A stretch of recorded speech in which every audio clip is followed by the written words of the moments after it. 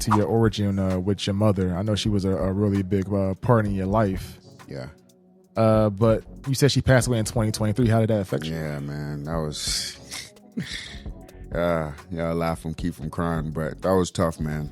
That was probably one of the toughest things that I've dealt with. Yeah, because that woman, her sacrifice, and the reason why I left was because I was grinding to make it happen for her. You know, it was just one of those things. I was like, nah, I'm gonna make sure. All she wanted was a house in Ghana, and we have the structure and everything built, which was actually my house. So I was building a house for her. You know, it's 8 bedrooms, 8 baths. So it's like you having up, you know, for her to be able to stay in it. That's how she wanted it done.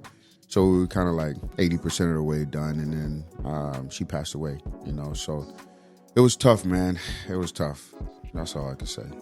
At the end, do you think she was happy? You think that she felt accomplished?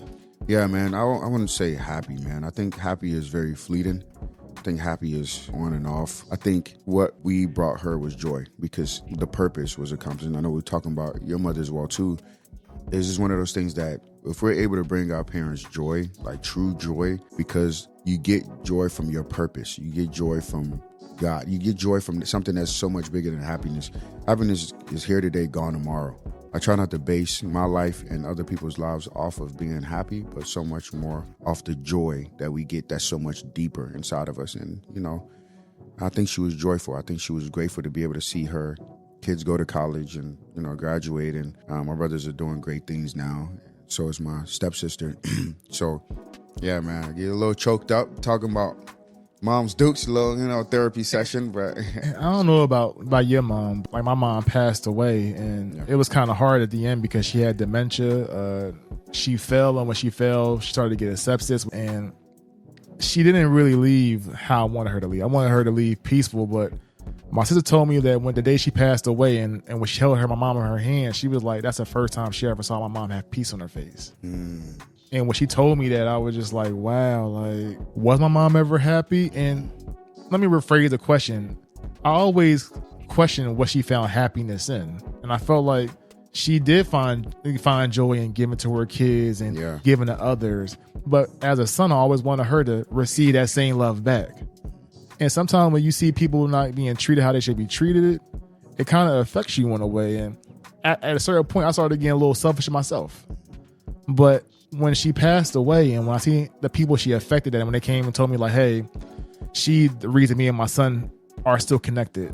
She gave me money when I had money for this. I started realizing like there's so much more in life than just happiness. Like you said, joy. Yeah. And when you said joy, it brought a whole new aspect to my life where it was just like, wow, like my mom was happy in her purpose. I might not understand the full purpose, but I truly think she was happy. And we was getting a little bit deeper with that is my sister, like 2 months before my mom passed away, my sister texted me. She was like, hey, I want you to come out here and see mom. I think it's about to get bad. Booked the flight, flew right out there. When I seen her, I just broke down because I don't know about you, but I wanted to leave home because I wanted to be a man she could be proud of. I didn't want her to have to buy me things anymore. I remember it was a summer I came home and she wanted to buy me a hoodie, and I was just like, nah, Mom. And she really broke down. She was like, yo, can I just do something for you? I couldn't understand it, but she wanted to do something for her son. Yeah. And the older I got, and when I seen her in a hospital bed, I was just like, Mom, I'm just so sorry that I moved away for 8 years. I just wanted just to be somebody that you could be proud of. And my mom, throughout dementia, throughout all of her haziness, she snapped out of it, and she was just like, what are you talking about? Like, I love you. Wow. And when she told me that, it kind of made me think I was being so childish. You know, like sometimes it just take comfort and word for somebody you love to be like, nah, things is okay. Like it's not all that. And it took for other people to tell me, be like, yo, your mom was so proud of you. She was so happy that you left and did it your own way. Sometimes you want to hear from that person, but sometimes action speaks louder than words. My mom always was action-based. So to me, I think it's very powerful when you see somebody who was going hard for you, especially a woman. Because we in a society where we think a woman should be taken care of by the man, but that's not always the situation. And when I know some strong women, some very strong women. So for me, I always have love for the ladies. I always respect the ladies because they have a certain resilience I don't think some of us men have mentally.